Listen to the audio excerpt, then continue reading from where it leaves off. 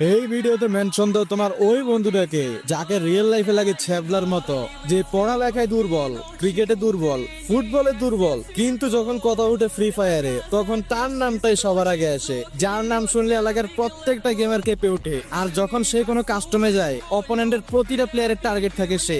অপোনেন্টের প্রত্যেকটা প্লেয়ার শুধু একটাই কথা বলে, আরে কোনোভাবে তারে মারলেই ম্যাচ আমাদের হাতে।